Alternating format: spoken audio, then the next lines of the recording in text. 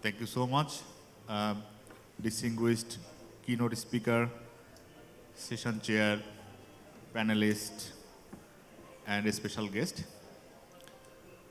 So today the session we are starting with a very important session for Bangladesh Institute of Planners, but as well as Bangladesh, the country as a whole.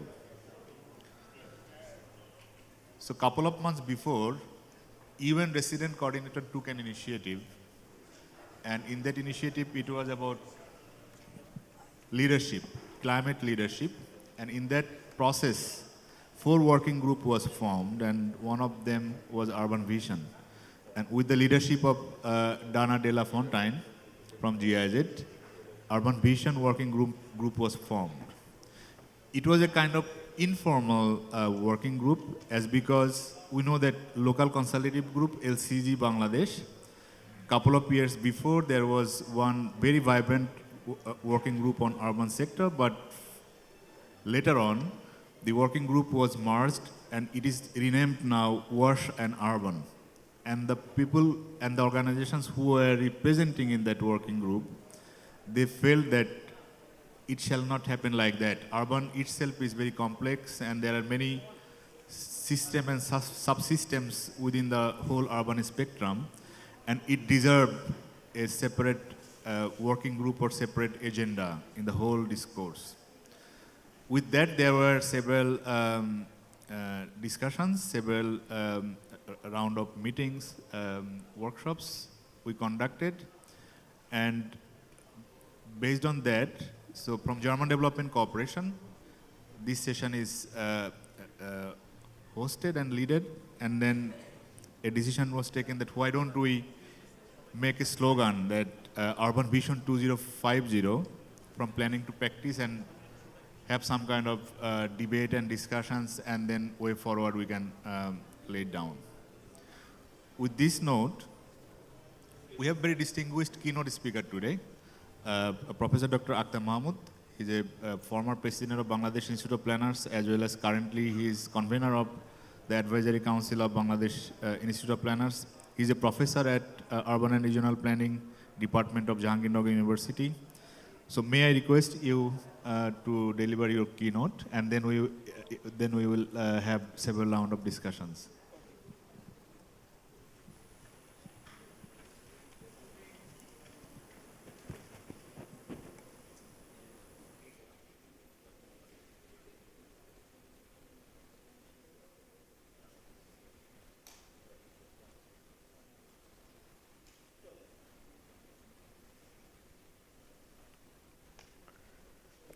Thank you very much,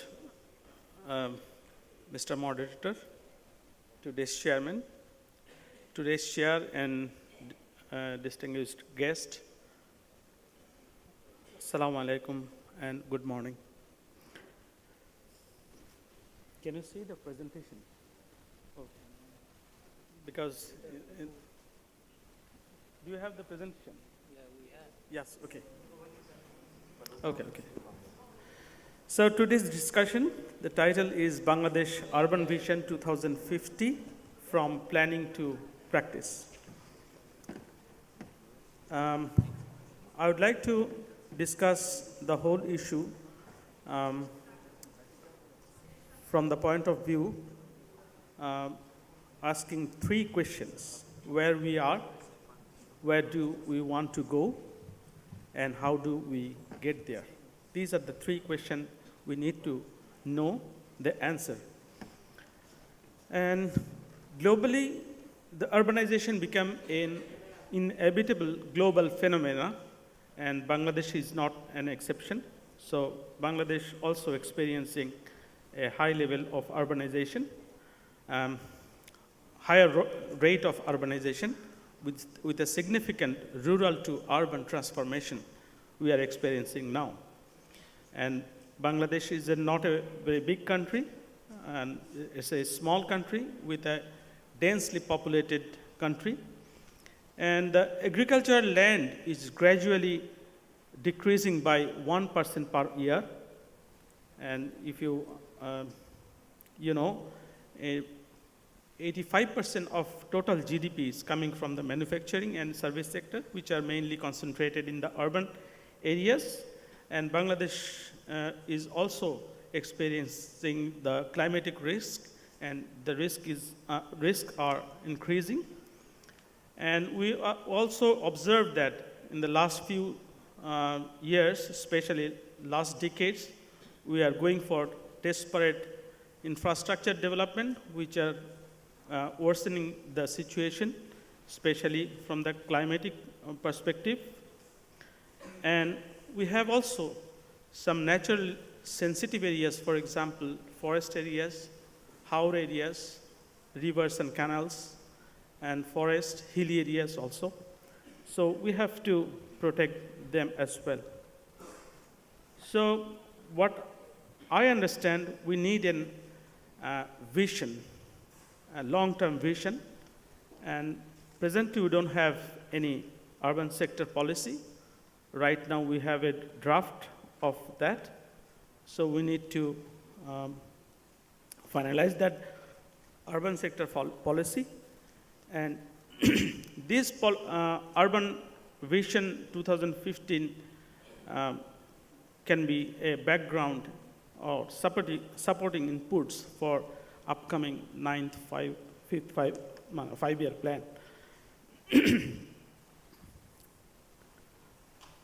Let's see the gradual growth of urbanization, population of urban areas. And in the slide, you can see the trend after independence, especially from 1974. The urbanization rate is really high. And today, as far as, according to the Bangladesh Bureau of Statistics 2022 report, it says 31.49% people are living in urban areas, though the other international sources says around 39.4% people are living in urban areas. And of course, people of rural areas are gradually decreasing. Around 52 million people are living in the urban areas. Megacities, only megacity is Dhaka, and other metropolitan cities like Chittagong, Khulna, Rajshahi, Sylhet are the metropolitan areas. And other, we have some district cities and other small cities. And city corporation would, we have 12 city corporation, 329 Purushabas or municipalities, and 495 Upajilas. If you see the map, you can find all the urban areas are quite evenly distributed all over the Bangladesh. So it can be an opportunity to distribute the resources and develop the whole city in a balanced way.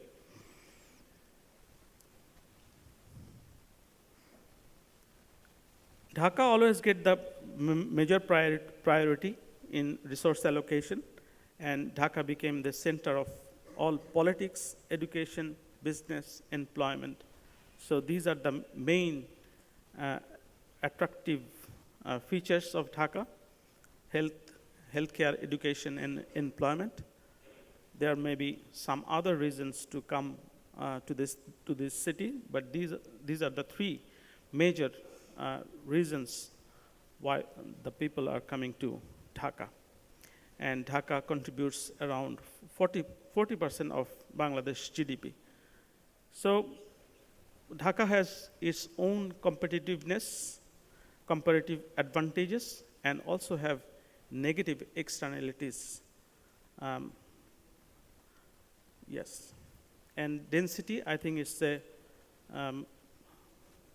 great setback for Dhaka.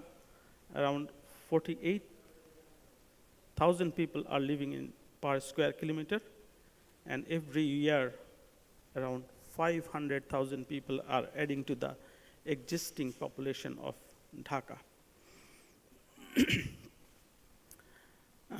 this slide presents the obstacles that are experienced in all the urban areas in Bangladesh. Here I said some example of Dhaka, but it is more or less the same in the whole the urban areas in Bangladesh. The city development authority, and the local government, they are not. They don't have that capacity to plan, regulate the development control of the city, and a lot of people are living in the informal settlements. In Dhaka cities, it is said around 30% of people are living in the slum and informal settlement, and cities and towns have the challenge of climate change and insufficient drainage system. Perhaps you have experienced just 2 days back the waterlogging in Dhaka city.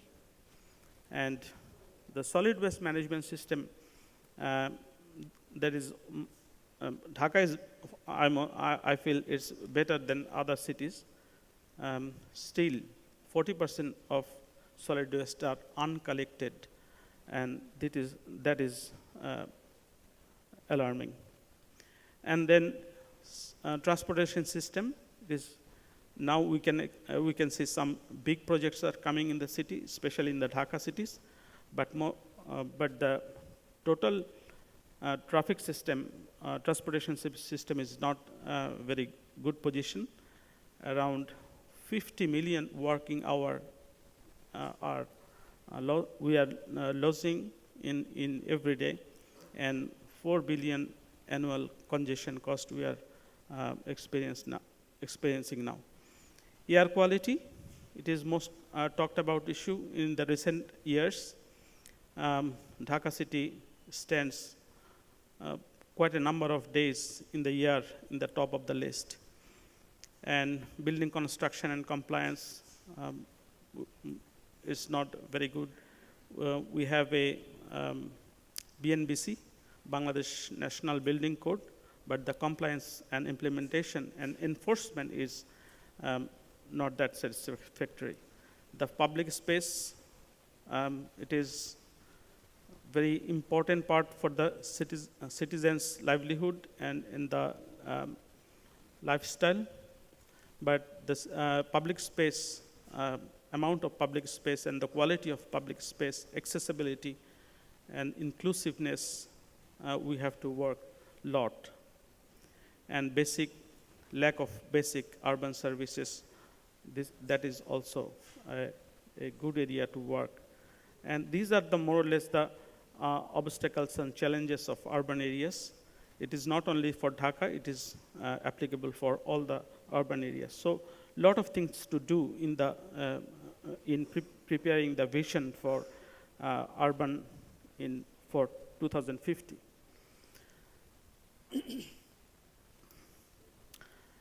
This slide presents the 8th five-year plan and the priority of government in the document.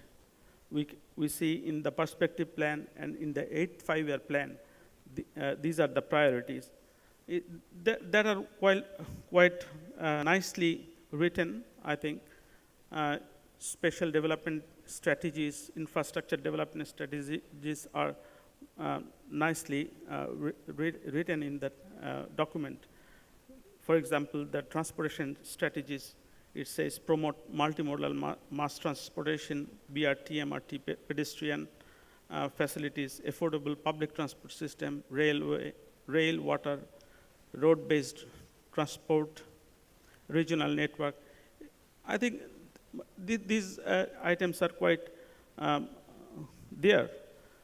For example, urban management strategies, it is also stressed on improvement, waste management, drainage, air pollution, access to safe drinking water and sanitation, noise pollution. These things are there. And for example, housing development, it clearly says government will be an enabler position and private and other entities will be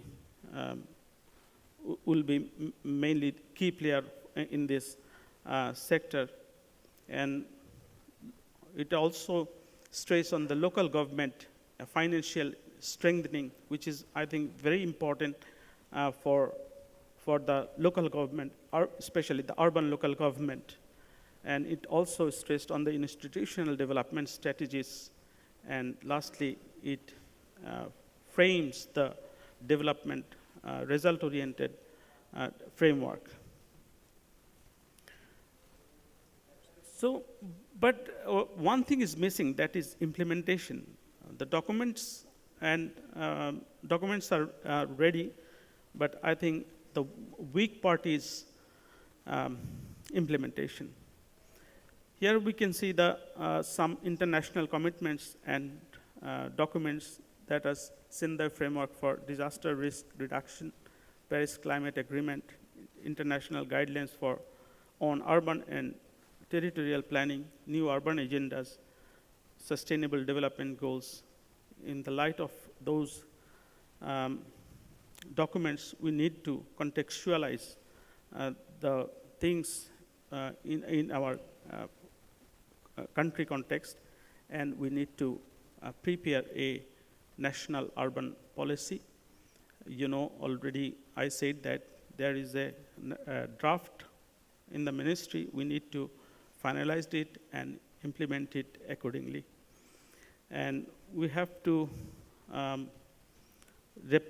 reflect those issues in our perspective plan and upcoming plans, 5-year plans, and the annual development programs.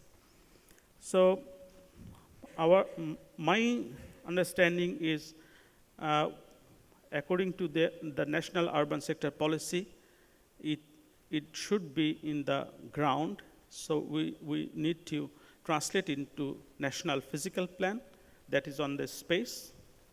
And according to the National Physical Plan, then regional spatial plan, and the last tier will be the local development plan. In the presently, we are the municipalities, city corporation, and development authority, they are preparing their local development plan, but regional spatial plan is missing. National physical plan yet to prepare. So there should be 2 more upper level plans, national physical plan and regional plan. And in that way, the whole Bangladesh will be a planned Bangladesh.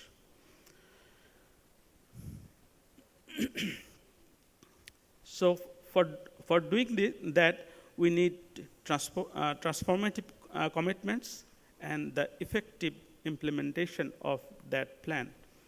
Transformation, I think transformation commitment will be from social inclusion and economic inclusion, sustainability, and environmental sustainability. These are the 3 key areas we need to cover. And of course, it should be guided by adaptive climatic change, nature-based solutions, green, and of course, smart IT solutions need to be incorporated in the transformative process. And for the implementation, effective implementation, our institutional capacity, we have to build the governance structure, planning and managing urban spatial development and means of implementation. I detailed out that 3 things, the 2 things, transformative commitments and effective implementation.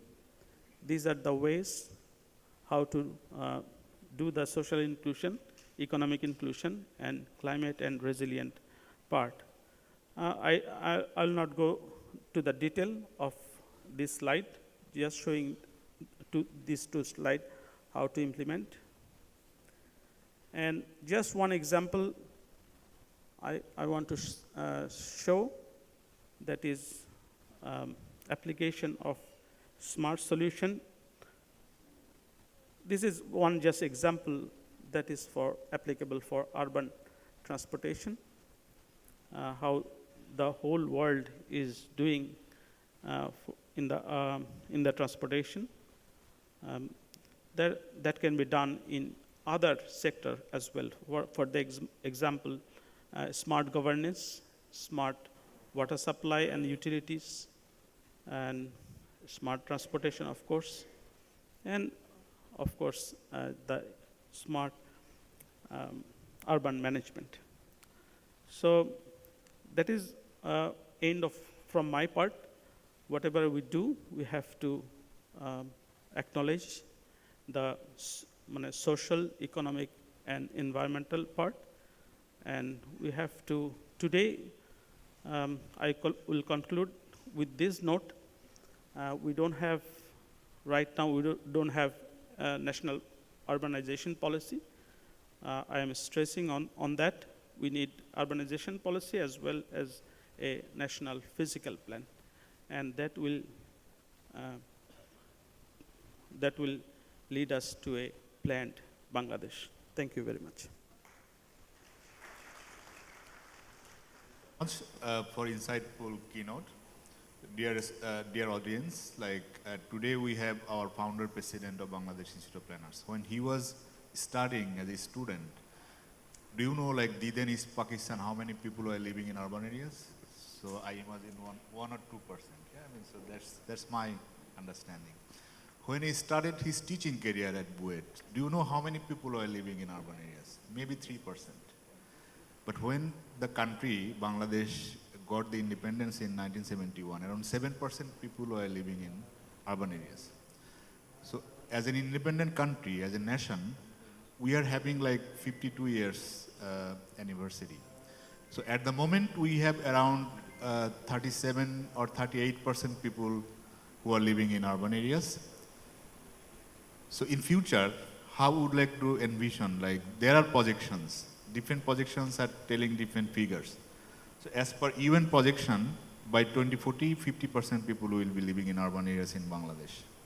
But government has targeted that Bangladesh would like to achieve 80%. And that is very much aligned with the vision the country has declared. We have a vision as a country. What is that vision? By 2041, Bangladesh would like to achieve the status of developed country. By 2070, Bangladesh would like to achieve the status of prosperous country. So these are our vision as a nation, as the country. So with this vision, how we can align the urban vision? So that is the question, and we would like to get the answer of this question throughout this very rich panel today, as well as very distinguished audience. So we will also take few questions from the audience. So I would like to request volunteers to take the mic with you. So we will take a few questions, but we will also we are also waiting for getting rich insight from the very rich audience today. We have our founder president, but also distinguished Professor Dr. Mohit. He was one of the pioneer planning faculty in Bangladesh, taught in Malaysia, was part of many different initiatives, but also practitioners from BGR, and then former civil servant, and now leading Bangladesh Municipal Association of Bangladesh Secretariat, as well as Bangladesh Urban Forum, and most importantly, representative from LGED, Local Government Engineering Department, and German Development Corporation. So we are really fortunate having you today. So I would like to start with Bangladesh Urban Forum, Mr. Abdul Qayyum. So you know that in the history of formation of Bangladesh Urban Forum, it has direct linkages with LCG Urban Working Group, Urban Sector Working Group. It has delivered very large event in 2012. So 11 or 12. So it's the first time and last time. So for Vision 2050, how do you see that the role of Bangladesh Urban Forum, or the forum we have created yesterday and today? So how we can really work together, or how do you see that Bangladesh Urban Forum can be realized?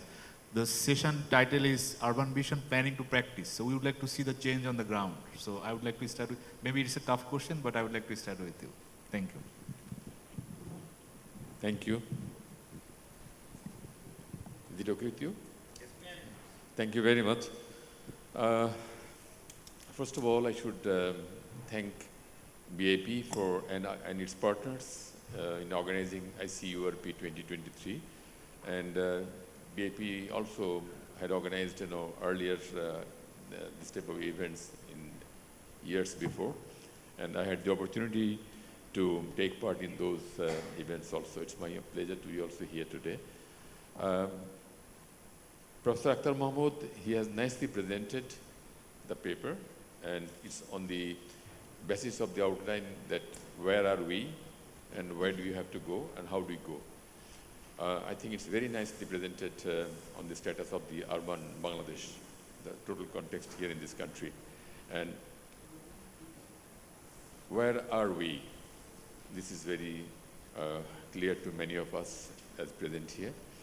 And how do we go? Why do you have to go? And how do we go? So we have the destination, we have the target 2050, we had the target 2021, we have the target 2041. Thing is, sometimes this type of visions are really remaining as vision in papers. I'm really sorry to say that I'm saying this because of my frustration with Bangladesh Urban Forum. As you have mentioned, that Bangladesh Urban Forum was the result of long time efforts, after late 80s, when the urbanization in the country became visible to the government system. That was late 80s.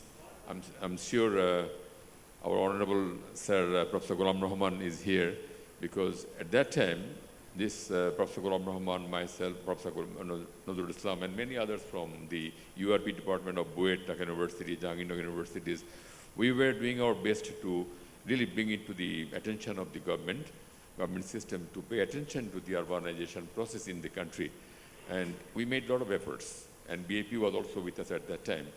And nothing really, I should say, was really possible to bring it to the national policy attention that way, materially.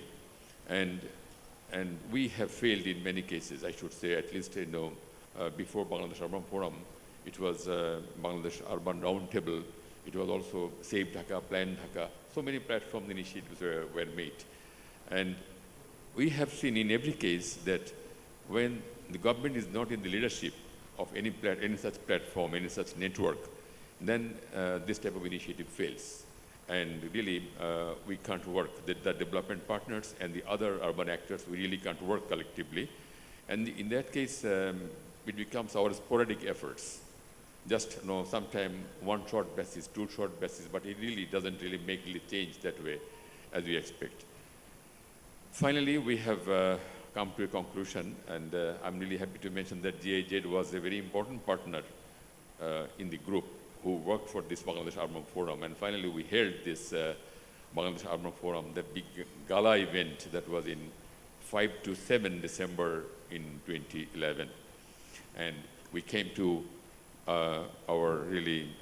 we really got the result that all concerned who participated internationally, also many experts from foreign countries, Europe and North America were also present in that gala event.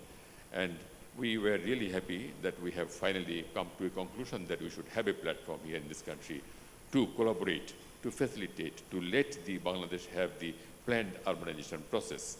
And we had it, and in 2012, we had the decision that it is the two ministries of the government, that is the local government, rural development, and local government and rural development and cooperatives, and the other ministry, Ministry of Housing and Public Works. These two ministries will remain in the leadership of the Bangladesh Urban Forum.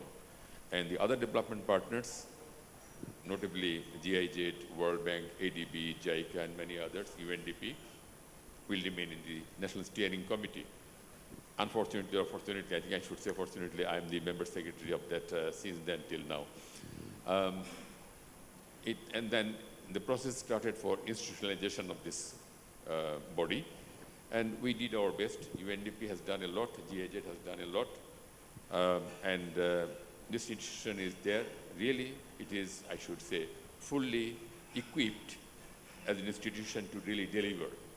And it has 8 clusters, having all the stakeholders together, issue-based, clusters, all the UN agencies, all the international agencies who are focusing on the urban development process in the country. And the leadership is with the local government ministry, and co-chair is the Ministry of Housing and Public Works. My role is actually, I should say, I can organize, I can do the needs actually necessary for making event, and to help the studies and all the planned activities. But the thing is, it depends on the National Steering Committee, headed by the Minister of Local Government, headed by the Ministry of Housing and Public Works. So my frustration, as I said, I'm not really satisfied with that, the responses from these 2 ministries. And there are also other ministries, including the Prime Minister's office, who is in the body. They are the secretaries, and the 2 ministers from 2 ministries, and others are represented by the secretaries. So it's a 21 members committee in the National Steering Committee. I'm not really, I should say, Bangladesh Urban Forum is not really being able to hold the meeting as it should be scheduled at least twice or thrice a year. But I do my best, and sometimes it happens. But the priority from the government, I'm extremely sorry, it's not my criticism to the government, but thing is, the government has of course its priorities, but thing is, this is not really, I should say, having attention as a priority. Whereas, in our, I think in this connection I should mention that the country, as you have mentioned from 71, the first 5-year plan of the country, which was actually led by a father of the nation, Bangabandhu Sheikh Mujibur Rahman, that first 5-year plan had a content on urbanization issue. And that was the first 5-year plan. And then from 2nd till the 5th one, no mention about the urbanization. 6th 5-year plan had a mention, only just a little paragraph, and that was also through different efforts. And that was based on PRSP. I think many of you remember that PRSP, Poverty Reduction Strategy paper. So that was based on that, because the country was urbanizing very fast from late 80s. Very fast, I'm using this word very, because comparatively it's really having urbanization faster than other regional countries in the South Asia region. And that is why the country barely needs a policy. And with the policy guidance, there should be planning and the implementation process. Then the country will not suffer. Urbanization is considered as I should say, a reflection of the socio-economic advancement. But unfortunately, if it is not really in planned manner, then it might become curse for the nation. It's a blessing, of course, it's economic, it's supporting economic and social advancement, but a reflection of the social and economic advancement. And I should say, country is really moving forward, but it might also become disastrous if we cannot really let it go in planned manner, and if we cannot really ensure the planned urban management in the country. So, Professor Mahmood has clearly mentioned that how to go. I think, I can take more time, or I can come later. I think he has nicely, very clearly mentioned, so to be brief, I should say, National Urban Sector Policy, as we have seen we have started in 2004. Before 2004, there were sporadic efforts. In 2004, I should say, I think all the urban actors, I should say, with gratefulness, we should mention the Asian Development Bank. They had a project with local government ministry, and under the scope of that ministry, the first initiative was made in 2004 for a national urban sector policy. At that time, it was considered that it's a bare necessity on the part of the government, on the part of the country for its really well-being. Since 2004, and the committee was formed It was namely I can mention Professor Ghulam Rahman, Professor Sarwar Jahan, Professor Nurul Islam, and I was also a member of that 9 members committee at that time. And 2 ministries were in the leading stage, I should say, local government ministry and the housing and public works ministry. And we came to a conclusion. We made the first draft in 2006. That was, I think, I can remember clearly, October 2006. And that the then government was agreeable to pass this through the process, through the formality, but it was not possible. Then the subsequent governments, they are all the subsequent governments till now are agreeable to pass this. But surprisingly, it's not really coming to the blue, I should say, coming not, Thank you. to be in the ground. So I think I can argue here, I can make an argument here that for the greater interest of this nation, for the greater interest of this country is going to become a sort of urban state in this part of the world. It has the prospects like that. And I think national urban sector policy is very important to face the country, to help the country, to really support the country, go forward in a planned manner, and the development should be sustainable. And country can really be, I should say, prosperous. Thank you very much. Thank you so much. I did not give you any time restriction because it is extremely useful contribution in addition to the keynote. I think it is not a person we are talking about, we are talking about the institution and the system. So with your input, we realize that today's reality, I mean, where we are, we need to diagnose it first, and then we can build up our vision. So I think your contribution was very useful to understand, like, why urban policy was not approved, and then how urban forum is functioning. So these things are very, very useful insights. If I can add a little more, please, if you allow me. 1 minute, please. The last meeting I had with the concerned minister, I was really very happy, and he was very happy to know that it was a long process and the outcome is just waiting. Oh, the draft was in the cabinet for 2 times. First time it was in 2012, and second time it was in 2014. And both the times it came back with the observations, and with all the observations were incorporated, and the necessary improvement has been done. Now it's waiting to go to cabinet again and be approved. Okay, thank you.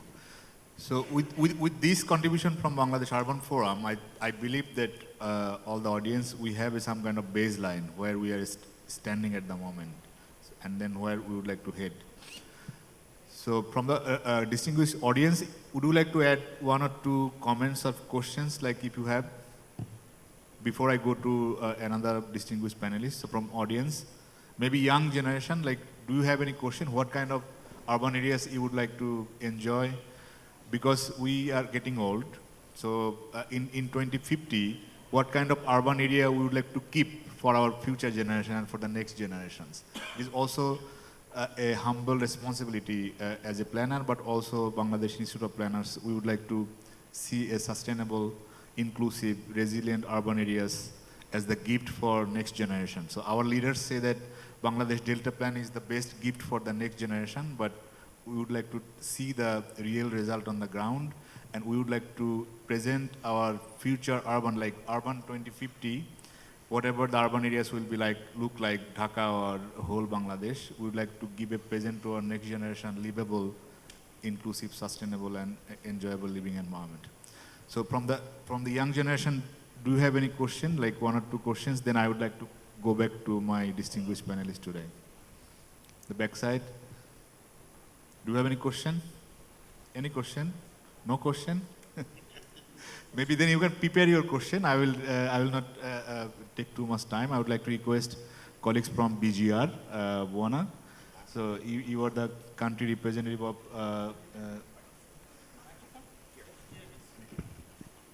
one international organization, a development partner in Bangladesh, BGR, Federal Institute of Geosciences and Natural Resources. We know that you are working quite long time and making very nice contributions in the whole urbanization process through geological analysis and all excellent technical works. So you are in person. You are also living in Bangladesh quite some time, 4 or 5 years. So from your point of view, what is your takeaway, and where do you see that in future urbanization is taking place or shall be taking place? Over to you. Mehdi, thank you very much, and thanks for having me, and thank you for letting me be here part on the panel discussion. In 5 minutes, please. Yeah? Yes. So, as Mehdi said, I'm here the country representative of BGR, that is the Federal Institute for Geosciences and Natural Resources. And BGR has been working in Bangladesh since the early years of the founding of the nation, since 1972, I believe. For the last few years, we have been working in the field of geohazards with our implementing partner, the Geological Survey of Bangladesh. So we have been acquiring geo-information for the urban planning in a climate change resilient, for climate change resilient planning.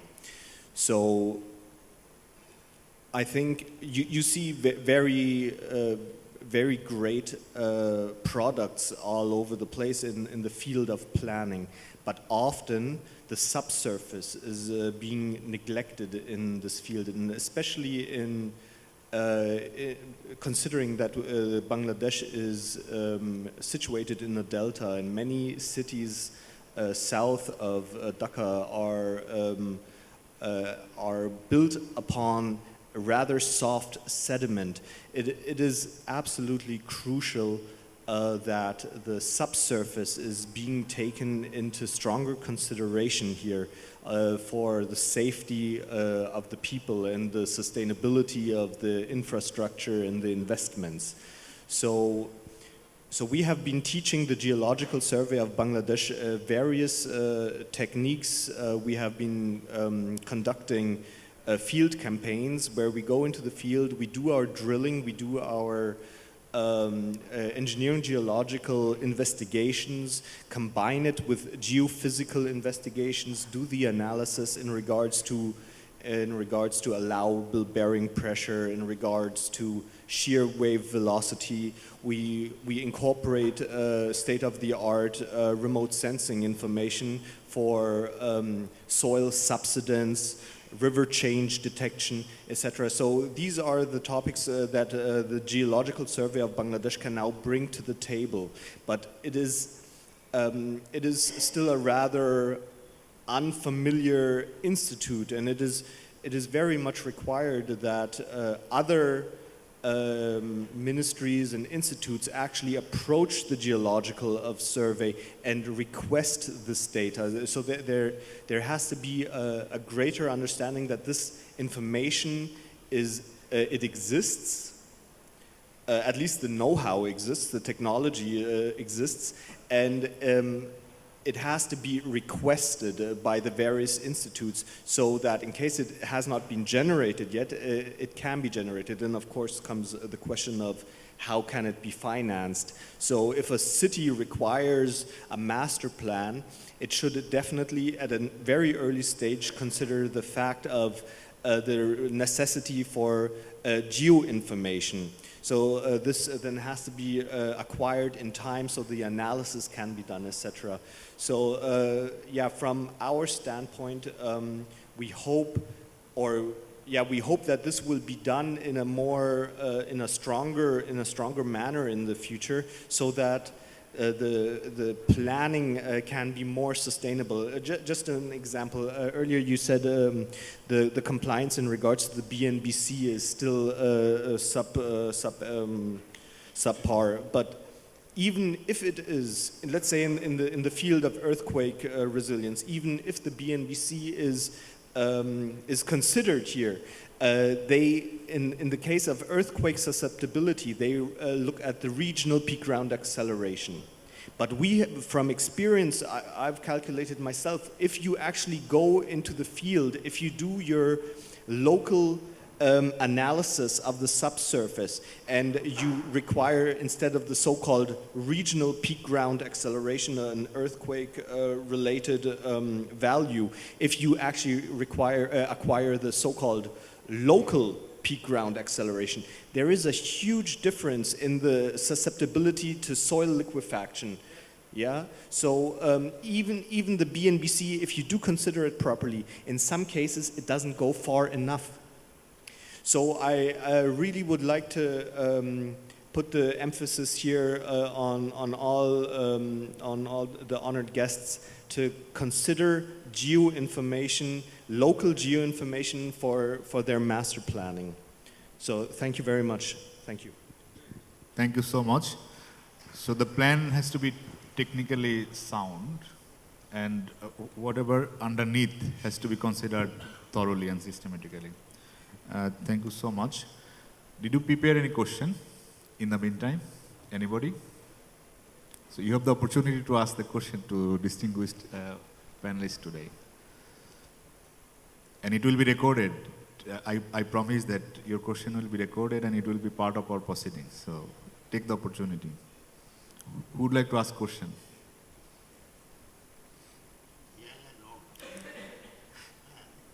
Yeah, from old generation and young generation, or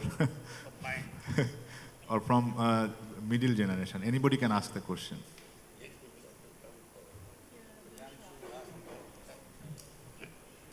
No question? Senior people must help the young, no?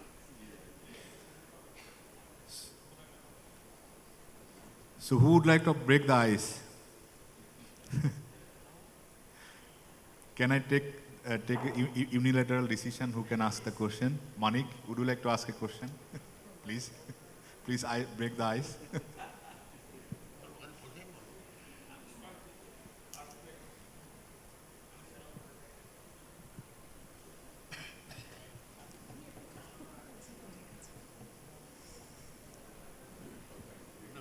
Or any wish or comment, like Urban Vision 2050, what kind of urban area? Maybe Mr. Anisur Rahman here?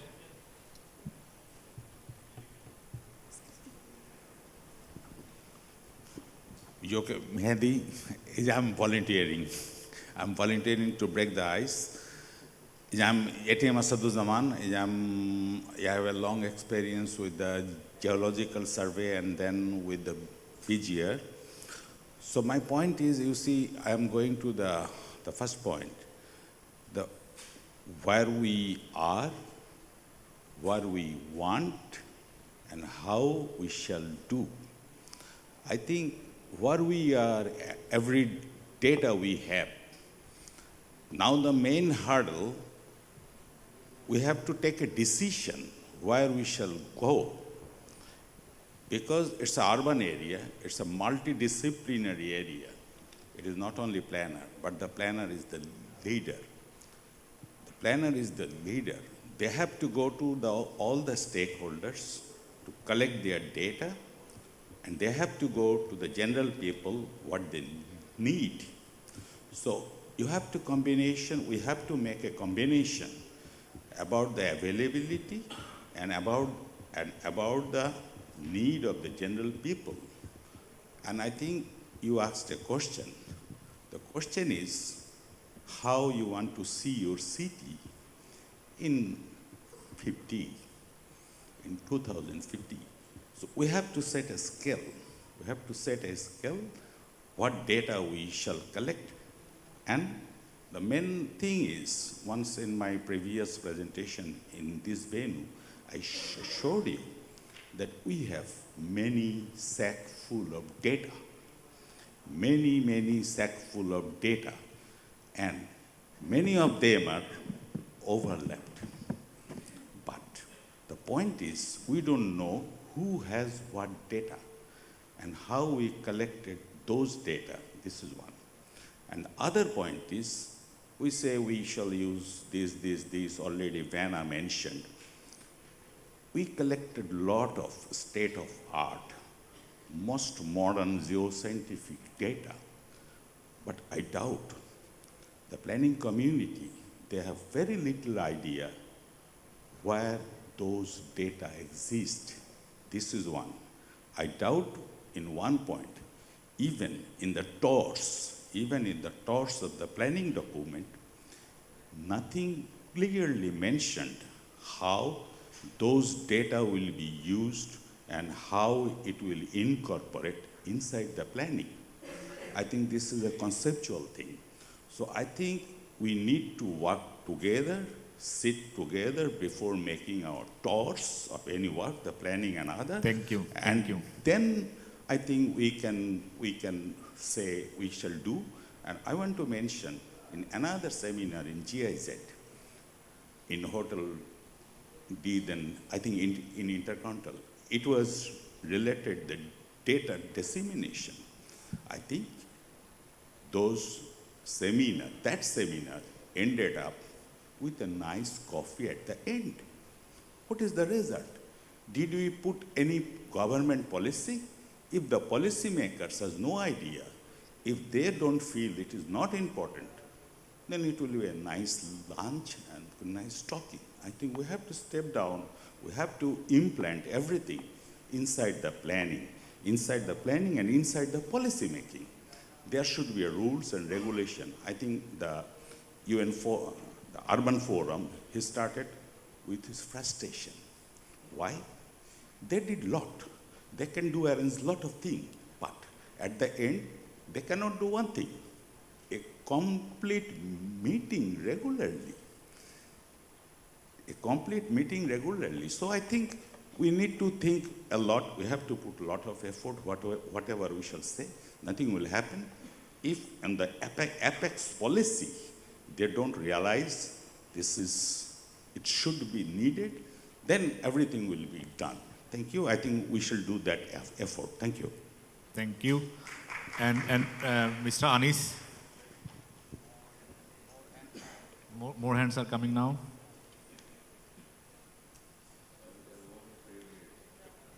Thank you, Mr. Mehdi. I'm from the old group.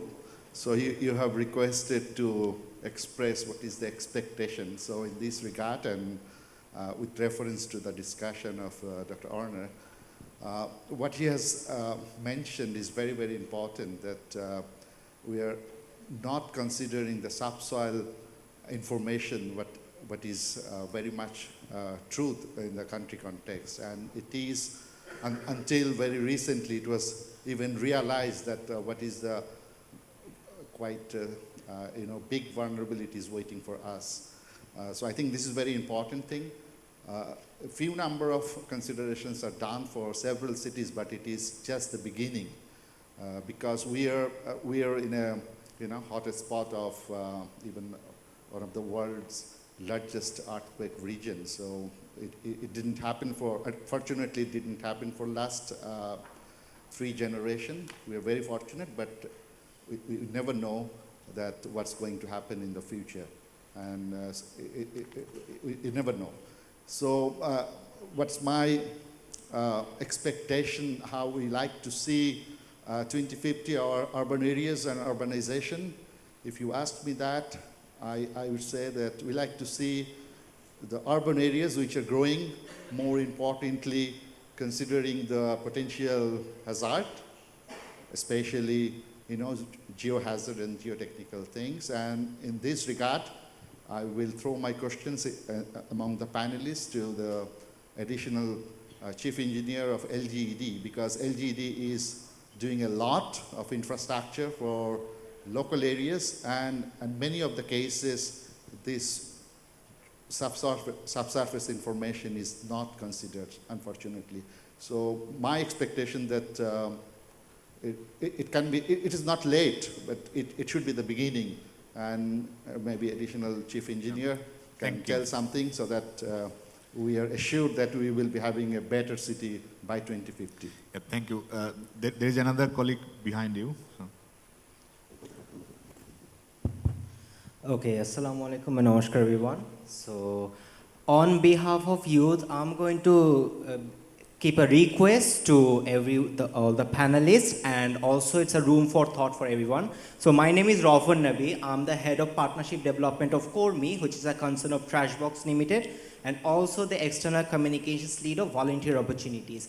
So since we work with all the last mile youths of Bangladesh in all 64 districts and 495 sub-districts, we have seen that these youths, they are hungry for the work. They are hungry to work, and they also want the opportunities that mostly comes from you, the panelists, who mostly gives the ideas and also the work opportunities that they can work in.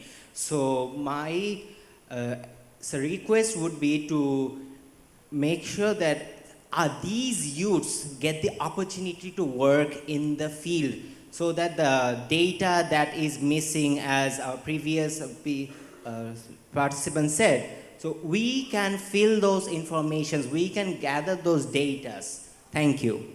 Thank you. And yeah, so beside you, please introduce yourself first. Yeah.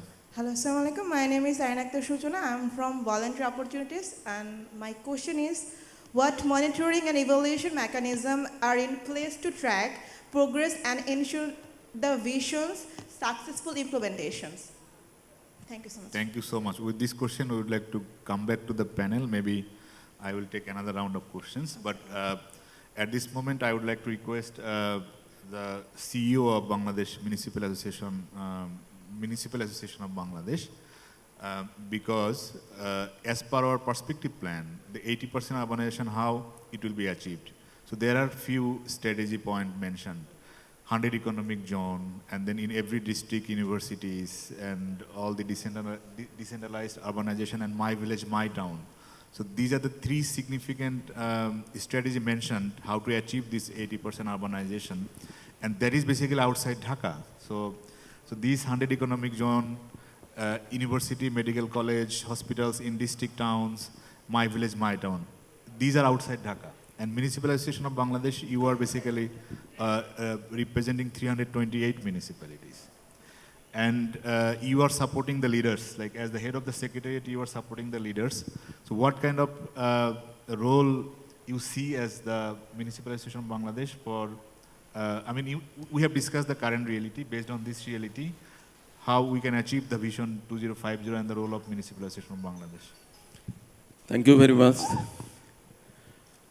Respected Mr. Moderator, honorable all the panelists, and dear audience, good morning everybody.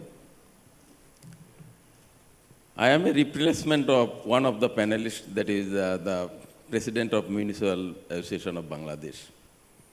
I came to know that I have to come here at night, so you can say that I am fully unprepared. But still then, I want to say what MAB is and what MAB is doing. We know that MAB is the national organization representing all the 329 municipalities, having its common voice. That is, it's mostly render advocacy to the government for better services to the citizen. MAB always talking to the government to formulate new laws or rules or amending the existing rules. MAB was established in the year 2003 with the aim of rendering better services through enhancing skill development and also its institutional capacity development. MAB has membership with the national and international organization, and now it is implementing a number of projects or programs with UCLG aspect, Water Aid Bangladesh, Swiss Contact, etc., etc. Due to the rapid urbanization, for want of job, business, education, and etc., etc., we all know that people are moving towards the urban areas, creating pressure on the municipality authorities on housing, educational institution, infrastructure, water supply, and so many services. But in spite of resource constraint, maybe municipalities are rendering services to the citizen. But that was not up to the mark of international standard, as because it has a scarcity in resources. Government block allocation are still than ever, not enhancing. But in some cases, there are special special activities of the government that will not fulfill the aspiration of the whole citizen. We have signed an MOU with BAP, IAP, EAV. That is the form was Center of Excellence for Urban Development. MAB has, through the initiative of MAB, the municipalities has signed cities resilience by 2030 with the UNDRR, and UNDRR authorities has opined that MAB has done a tremendous work as regards to the signing in the world, not only in Bangladesh, but in the world. So, MAB are advocating the good practices amongst the municipalities and also from others, and from national level also. So, I think the MAB is a big platform, and you can use it. And if we can use this platform, I think we can serve the half of the total country's population. Lastly, with the permission of the moderator, আমি বাংলায় একটা কথা বলতে চাই আর কি, একটি গল্প। সেটা হলো যে আমরা সবাই জানি যে মহাকবি কালিদাস, তো মহাকবি কালিদাস তো বাল্যকালে, বলতে পারি তো, মহাকবি কালিদাস কিন্তু বাল্যকালে এইরকম পণ্ডিত ব্যক্তি ছিলেন না। ওই সময় শারদানন্দ নামে মহারাজ ছিলেন, সেই মহারাজের বিদুষী কন্যা বিদ্যোত্তমা, উনি মনে করলেন যে তাকে যে বিদ্যায় পরাজিত করতে পারবে তাকেই উনি পতিরূপে গ্রহণ করবেন। আয়োজন চলল, রাজ্যের বহু পণ্ডিত লোক আসলেন, কিন্তু তার পাণ্ডিত্যের কাছে সবাই হেরে গিয়ে অপমানিত বোধ করলেন, এবং পণ্ডিতরা সলা পরামর্শ করতে লাগলেন যে কিভাবে রাজকুমারীকে জব্দ করা যায়। এই চিন্তা থেকে তারা রাস্তা দিয়ে হেঁটে যাচ্ছে, তখন দেখে যে একটা গাছের ডালের আগার দিকে বসে একটা বালক গোড়া কাটছে। তখন পণ্ডিতরা মনে করলো এই তো পেয়ে গেছি, এবং তার কাছে গিয়ে বলল যে তুমি বিয়ে করবে? তো ও তো বোকা ছেলে, বললো যে হ্যাঁ বিয়ে করব। তারপরে তাকে সাজায় টাজায় সুন্দর করে বললো যে তুমি কোনো কথা বলতে পারবে না, তোমাকে আমরা বসায় দেবো রাজকুমারীর সামনে। এবং রাজকুমারীর সামনে বসানোর পর তার শেখানো মতে সে 8টা আঙ্গুল এইভাবে তুলে এইভাবে বাঁকালো, বাঁকায় একবার রাজকুমারীর দিকে, একবার হলো পণ্ডিতদের দিকে তাকালেন। এটা কিন্তু রেলিভেন্ট, আজকের কনটেক্সটে ইটস রেলিভেন্ট। তাকালে তখন পণ্ডিতরা জিজ্ঞাসা করলো যে রাজকুমারী বলুন উনি কি বললেন? উনি বললেন যে আমি তো বুঝতে পারলাম না। তো বললো এই তো আপনি হেরে গেছেন, কারণ শাস্ত্রে আছে ইঙ্গিত বিদ্যা একটা বড় বিদ্যা, যে বিদ্যা আপনি জানেন না। তাহলে উনি কি বলতে চাইলেন? উনি বললেন যে জ্ঞানার্জনের জন্যে প্রয়োজনে অষ্টবক্র বন্দি কাহিনী পণ্ডিতদের কাছ থেকে শিখতে হবে। তা আমি মনে করি এখানে বহু পণ্ডিত ব্যক্তি আছেন, আইএবি আছে, বিএপি আছে, যারা আমাদের পরামর্শ দিয়ে sustainable and equitable development can ensure in the urban areas. Thank you very much. Thank you. So now I would like to come back to Professor Dr. Mohammad Abdul Muhit, Professor Emeritus.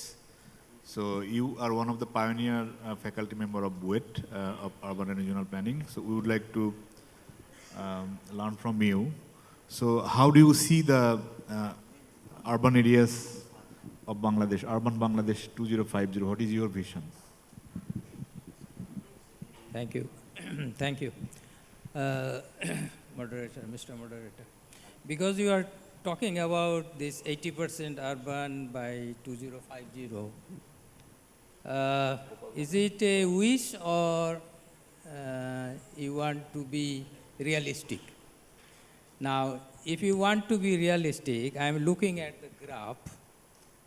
If you have the graph, it shows that 2020 is 39.4%. So if we go 30 years back, it was 20.15.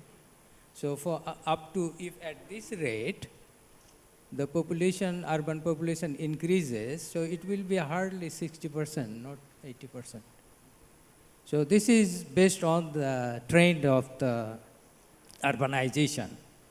Now, if you want to force people to come to urban area or transform rural people into urban area, in that case, you can achieve 80%. But I think that it will be reasonably or statistically around 61%. So we have to be very cautious when we use figures like this, sometimes wishful or figures. They may turn, at the end of the day, they may turn into illogical or unrealistic. So if you want to be realistic, look at the graph. It cannot be more than 60% or 62%, not 80%. That's my comment on the issue being raised on this 80%. I'm hearing 80%, 80%, but I don't know, is this a vision or? It was said in perspective plan. It's a government. I see. Oh, then maybe it is a wish or desire, but reality it may be a bit different. Yeah, that's right. Thank you. Any more point you would like to add? No, I will give some comments on the paper. You want me to do it now? Okay, thank you. Because as academician, we are very much particular in a sense that we try to concentrate our comments on the things that have been presented. Additional things may come in, but because I have been given this task, so first is the title of the paper.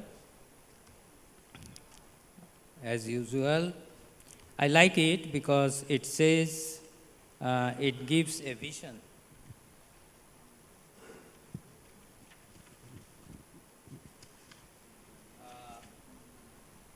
Vision of Bangladesh Urban Vision 2020 from planning to practice. Usually vision is some goal where we want to reach. So, I mean, if we accept this, that from planning to practice, then I borrow one quotation from Professor Wildowski. He's I don't know whether he's still alive, but his book is on plan implementation, and in that book he has said, a good plan with bad implementation can produce many bad results, but a bad plan with good implementation can produce few good results. I mean, the point is that implementation is more important than planning. We do plan, nice planning, incorporating wishful things and others, but when we do not sometimes have the capability to implement it. So as a result, what happens, this type of plans produce, they become incompatible with our way of life or maybe our desire. We don't want it, but it has been given. So, because our capability, our adaptation to absorbed those things have not yet improved. As a result, this type of plans sometimes produce bad results. Now, going to these three things that Professor Mahmood has brought it, what we are, I'm just recapitulating, means our present position, what we are now. Where can we go, means the desire. And how to go, means what methods, strategies are provided. Now, in all these things, the implementation framework that you have presented is, to me, it seems that it is a broad framework. You need to bring it to the grassroots level by adopting or suggesting some very action-oriented plans or programs. And then by orienting these programs to specific projects. So that should be actually the flow if we want to realize this type of vision-oriented plans. So, and also you commented about the national physical plan, but you going to promote this national spatial plan. So there is a difference between this physical plan and spatial plan. The spatial plan is broader than physical plan, it's more sector oriented. Okay. The third thing that I would like to mention and say, and a bit critical, that this type of vision-oriented planning, which basically comes from the business studies, are top-down oriented, which means you have the vision, you cascade it to the down level, and it goes to the grassroots level. Now, you know that the success of this type of planning is different when we have the other way around. We have the grassroots plan or community plan, then we go to the regional plan, and then we go to the national plan, which means the bottom-up approach. So now my question is whether you can tailor this vision to this bottom-up approach, or it will remain a top-down approach. With all this, that's all my comments on you. Thank you so much. Would you like to reflect very briefly in a 1 minute? Should I? Okay, just, I thought two important questions Professor Mohit has raised. One is the implementation issues. I think it is very important. It is when we are talking about the implementation, I specifically said the capacity of our local governments, lack of manpower, and another issue is lack of financial capacity. Both these two capacities should be raised, and skilled manpower is necessary in the local government, and also the financial capacity should be there for implementing the plans. This is one thing, and another one is the physical, regional, and local plan. I think national and regional plan, they are mostly strategical plan. They are not action-oriented plan or detailed plan. Detailed plan is done in the local level, following the guideline of national and regional level plans. So in this case, it is always goes top to bottom. Thank you. Bangladesh politically and administratively is very centralized and hierarchical. So I think top-down plan, the way country planning is formulated and vision is formulated, it is top-down, no doubt about it. But we know that only top-down cannot deliver the desired result. We also need bottom-up. So it has to be right mix between top and bottom. I mean, only top-down or only bottom-up will not work. It has to be right mix. So with this note, one of the large implementer of the plan is now with us, how the plan is prepared and how the plan is implemented. So implementation is largely by land use clearance and then a building permit, as well as implementing plans and programs to different projects. So in the local space, I think majority of the projects are implemented by LGED, Local Government Engineering Department. So now I will come back to you, Mr. Gopal Krishna Dibnath, Additional Chief Engineer of LGED. LGED started urban sector working mid-80s, and then now you have one of the three sectors. So I have a specific question to you, like 2050 vision. So how LGED position yourself to work on urban agenda as well as to have your own vision to position LGED in the whole urban spectrum, to grow LGED's urban portfolio and systematically connection between planning and implementation. Over to you. Thank you very much. At first, I thanks the presenter, Professor Dr. Mahmood, and then I answer the question from the audience about the soil test report of Bangladesh, how LGED handle this. In LGED design unit, we have soil test report for every Upazila sub-district. And there is a big database on soil condition. In addition, when we do a structure, say bridge or building, to the specific point where foundation will be provided, we take a specific soil test report and accordingly we do the structural design. So we have a general database for soil condition and then we take a specific point-wise soil test report for structural purpose. Now I say about Urban Vision 2050. Actually, Urban Vision 2050 is a big agenda.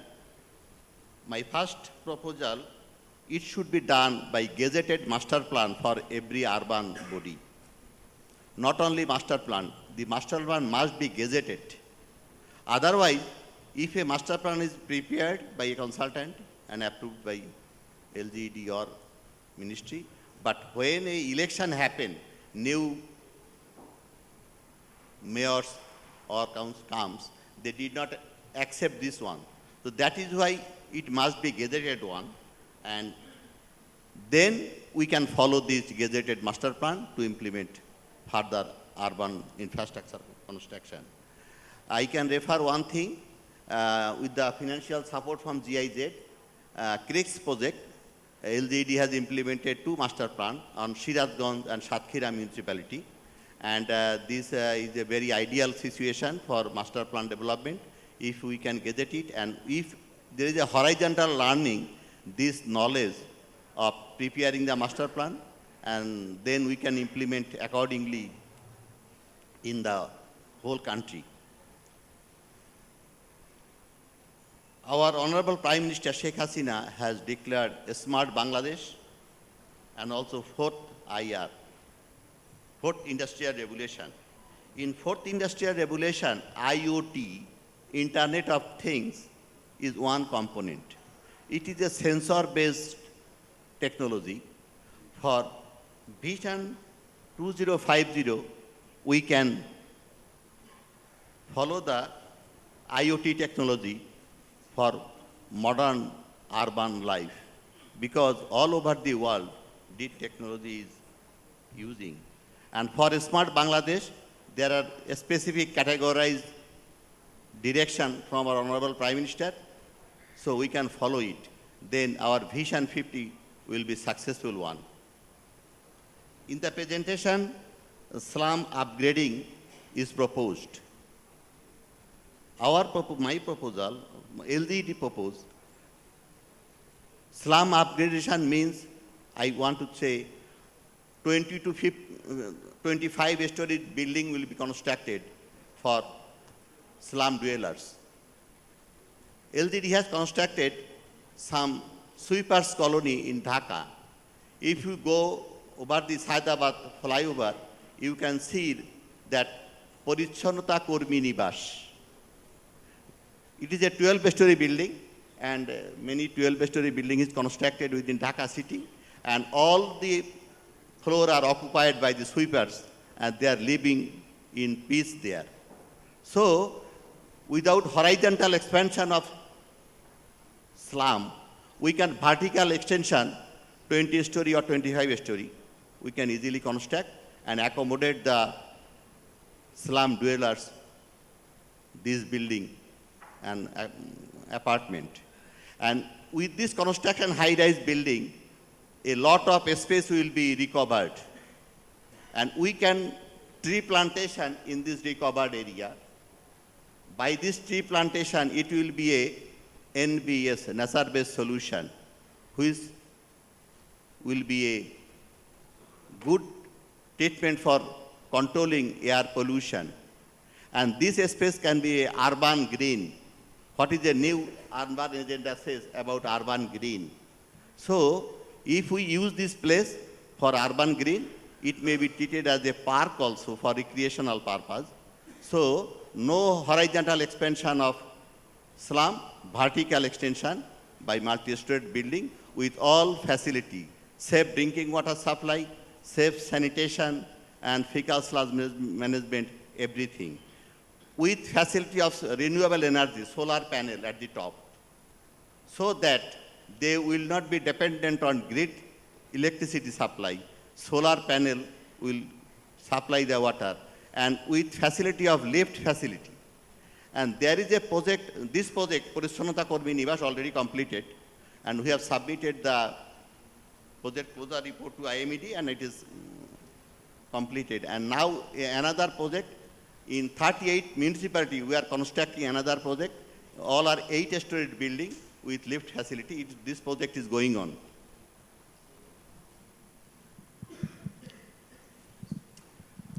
He has mentioned rural-urban linkage. LGD, the presenter mentioned what LGD think. Actually, Bangladesh cannot only survive on urban area like Singapore, Hong Kong, or any other developed country. We have to depend for agricultural production, for livelihood, for many, many purposes, for rural. For LGD think, rural-urban, both development is important, and rural-urban linkage is the most important. So that one-stop service from rural to urban to rural may happen. People come frequently for their education, for their medical treatment, for their recreation, for anything else, for social activity. So rural-urban linkage is the first priority for LGD proposal. Solid waste management is a very burning issue for urban development. It is a very, very problematic now. LGD is doing solid waste management long time, but frankly speaking, LGD is not successful. Because the basic root cause is the problem in source separation. In source separation, we have taken very types of steps, but failed. Because the household people are not interested, are not capable to source separation biodegradable material and non-biodegradable material. So, we are now thinking, making some conveyor belt system where conveyor belt will be used to passing the solid waste, and the biodegradable material will be in one side and non-biodegradable in another side. We do not know what will happen, but one project is under process. It is funded by AIIB. It is a $500 million project, integrated solid waste management project.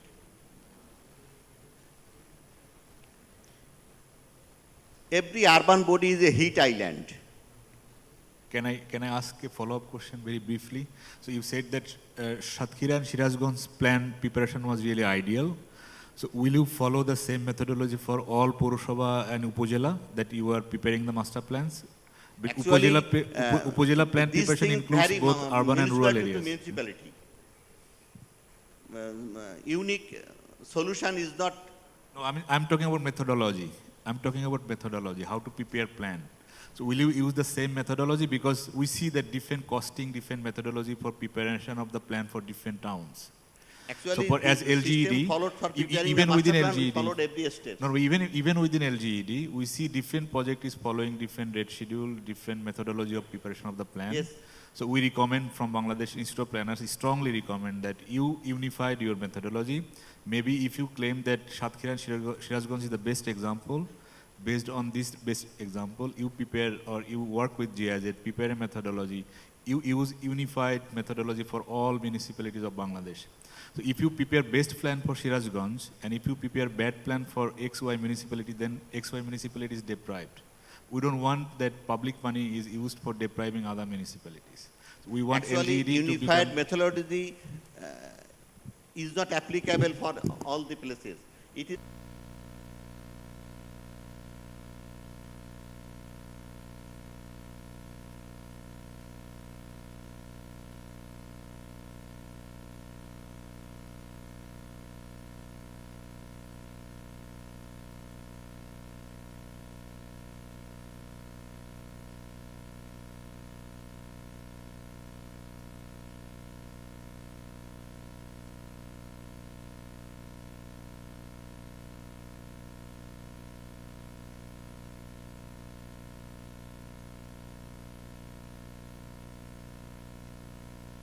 monitoring with this water body will be very helpful for address the adaptation or reduce the heat developed by global warming and climate change. Urban agriculture is needed in rooftop and spaces available between houses because urban agriculture can be applicable in our country and that will be very helpful. And to make urban livable, more livelihood option to be developed in a rural area so that climate refugee can be reduced. Otherwise, if you open the urban for the whole rural people, no urban can accommodate this number of people, huge people. And my final comments, strict enforcement of government rules and regulation is very, very important. If you make a lot of policy, if you make a lot of act, but if enforcement is not practicable, if this laws cannot reach to the marginal people, then this laws act is valueless. Thank you very much. thank you so much. So from Institute of Planners, we also believe that urban-rural linkage has to be there. So that's why we have prepared or recommending a special planning framework for the whole country, not only for urban areas, but for the whole country, and as well as national level, regional level, and the local level plan preparation methodology we have developed, and we will submit to you as well to consider this. So before our session chair, I would like to go to our special guest. I'll ask a question. Okay, because we have, sir, time is already over, so maybe you can. You see that your Satkhira and Shirazganj, Satkhira is a distinctive quality because it is close to the saline zone. And you see the lot of fishery ponds and heads is around there. So the question our moderator has raised, you will have a distinctive planning criteria for each region.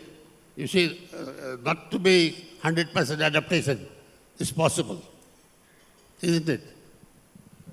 Thank you, sir. So now I would like to come back to our special guest, very important partner of Bangladesh Institute of Planners. So we have recommended the special planning framework, like the comprehensive planning framework for the whole country, regions, and the local areas. As well as German Development Corporation, you have a very interesting portfolio. So from that point of view, how do you see the urban vision 2050 and how we can work more closely and strategically? Over to you. Well, very good morning to you all, but especially also to our session chair, Professor Dr. Ghulam Rahman, founder president of the Bangladesh Institute of Planners. Really, good morning, and also I'm so happy to share this round actually with so many dear colleagues and also leaders, I would have to say, for the urban development and the urban vision in Bangladesh. And a few I'm meeting for the first time today, which makes me very happy because this means that already for me, it has been like an amazing success to have this conference just to convene this group together. And wonderful, I also see that our head of development cooperation from Germany is just coming in. Good morning, Florian. So he will definitely also be then joining our discussion. As the German Development Cooperation, maybe just very briefly, you may ask yourself, why are you actually supporting so strongly not only BIP in this conference, but the urban sector in general? So the German Ministry for Development Cooperation, BMZ, sees that sustainable urban development is one of the main pillars that we want to cooperate with Bangladesh. And next to also renewable energy and energy efficiency, biodiversity, but we also have other topics such as the governance area. In general, what we do see is that, and we have heard it a lot, there's a lot of planning, and maybe what we also need to focus more in the future is actually the doing, the implementation. Of course, the big question is how, right? We have a kind of a systemic question here in terms of should we do it in a more centralized manner, like it is somehow being done in Bangladesh. We from Germany are used to having a very decentralized system.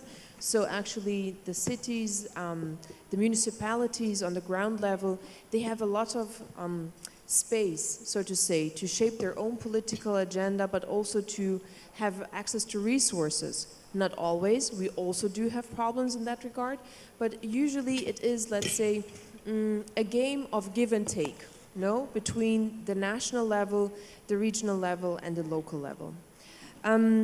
So at the end of the day, I think when we talk about an urban vision 2050, of course this also implies the question, how can, let's say, the structure best be organized so the cities that are growing today, like Dhaka, so a mega city, but also secondary cities, especially also then the district capitals going down to that level, have a chance to also think proactively towards what a common urban future will look like. Because already yesterday we heard that Dhaka is also suffering in a certain way. I mean, it is, yes, receiving a big part, let's say, of the financial contributions from the national government to the city area. But then again, it also needs to serve a huge population with a tremendous amount of services. And we all can see that this is sometimes even an impossible task to actually achieve. We heard the transport area yesterday. We know how difficult it is in the water sector, etc., housing not to mention. So, a few of the words that I would just briefly like to mention. So following the big task of having maybe at a certain point a national spatial framework for Bangladesh, we definitely need to find a way to synchronize the different instruments that the government has in place. And how will we do this? Basically by bringing in the major actors together. We already heard from our dear colleague who has been somehow sharing a very truthful frustration in terms of saying, I'm trying to get together the major actors. He's talking about two main ministries. Another ministry that I might want to think about is the Ministry of Public Administration. If we talk so much about that the local level does not have sufficient staffing or sufficient capacities, it's another ministry that also comes into play, but we have many more. So actually, I think this original thought about creation, a Bangladesh Urban Forum, is very timely. And it's not a one-day occasion. It's a continuous platform where we have to see that we bring the major actors to interact. And so I definitely also want to say we are supporting this. And we have created now, and I also wanted to share this, under the local consultative group LCG, which is the main forum also for our international guests, where the government, together with the Bangladesh donor community, as well as other actors, come together to harmonize their agendas. Right now, we did not really have a specific space for the urban sector. So together with my head of development cooperation, Florian Höllen, we have now given in this idea of creating a technical group specifically focusing on urban topics. And Secretary of LGD has already given his very positive signal that we should do so, together with also UNICEF, who is co-chairing this group. So I believe that we will have at least 2, if not 4 times a year, a very concrete moment where we can come together and discuss these very relevant issues, such as a national urbanization policy that right now UNDP, as we know, and I don't know if UNDP is represented here today, is advising strongly, and as I understand also this year, it should actually be presented to cabinets and hopefully also even endorsed. Let's see where we come there. So the question about Bangladesh and Germany is for me also very crucial in terms of saying where could this also lead to a more structured dialogue. So I already mentioned this technical working group under the LCG, but we are envisioning also a so-called climate and development partnership between both countries. It's a platform where not only actors of government, but also from academia, also from the private sector, also from civil society, are hopefully coming together very soon. We are just now setting up the dialogue mechanism together with ERD as the main dialogue partner for us. And where the sustainable urban development will be one of the main pillars. So I really hope that in the future we will have this kind of round, this open discussion being, somehow developed in an institutional setup, also bringing in partners from Germany.